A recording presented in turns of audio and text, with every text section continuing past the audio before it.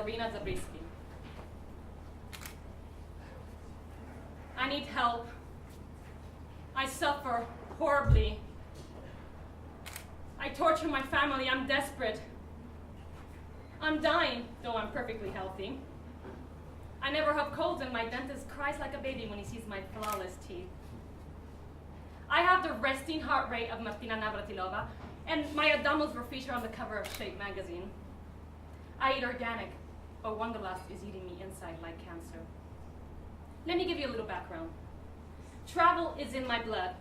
When you think about it, it all started with one restless couple was exiled from an exotic tropical resort named Eden to a correctional facility called Earth. Their even more restless offsprings kept marching between Egypt and Palestine in a rather confusing manner. Apparently that wasn't a long enough trip, so the next generation moved to Europe, where they were periodically chased from one country to the other. Eventually, the most impractical group settled in Russia, a swampy place with a disgusting climate and an unstable social situation. I was conceived on a Trans-Siberian Express, was born in a desolated town called Viber when my mother was cross-country skiing. My preschool friends wanted to live in a crystal palace. I wanted to live in a trailer. They wanted to be princesses. I wanted to be a truck driver. In summer, our neighbors took their backpack and headed for Dacha to grow cucumbers near Moscow. Our family hopped in a car and drove to explore the smelly huts of Yellow Russia. Oh, we couldn't go any further because of a nasty thing called the Iron Curtain. Our party cronies in the Soviet government loved us common citizens. They believed that we would die if abroad unsupervised. Well, they turned out to be right after all. But at the time, they overlooked their own safety and died of domestic viruses. With nobody to hold it up, the Iron Curtain fell down. East became west. I was 18. Naturally, I went traveling. First, I flew to Belgium. I arrived in Opera with a small backpack and a big samovar. Oh, I was ready. I had taken 2 years of French. I knew the la cravate meant a tie. I knew nothing about customs or passport control.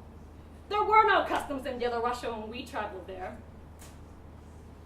Petrified, I stood in the immaculately clean arrival looking for my Belgian boyfriend. He wasn't there. No one spoke French. Everyone spoke Dutch. No one wore les cravates. Nobody cared. I didn't know where to go. I feared viruses. I sat on my samovar and cried for 30 minutes. Then, I decided to fly back to Russia. Stood up, stepped forward, and bang!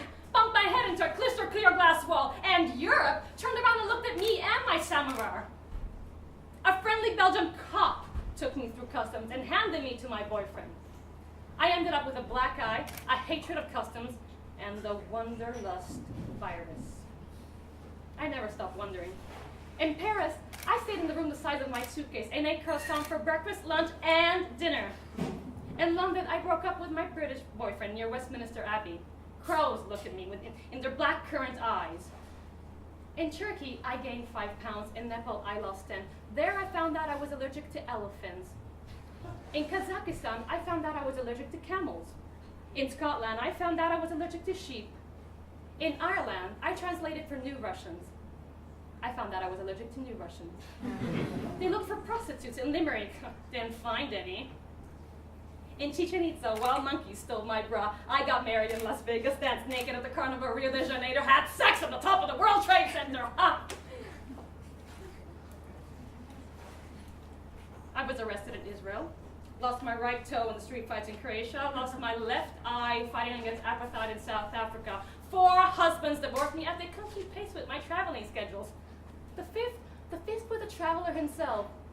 So we lost each other after a week of hiking in Sahara. I'm dysfunctional.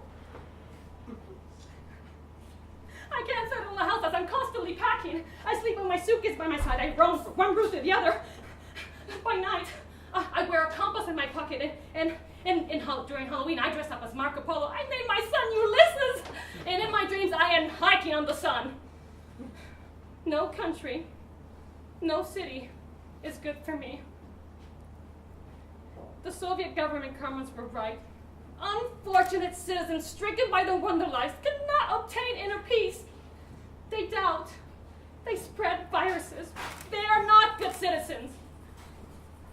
There's no need to worry. The comrades are back from the Kremlin. They will take care of the virus. Thank you.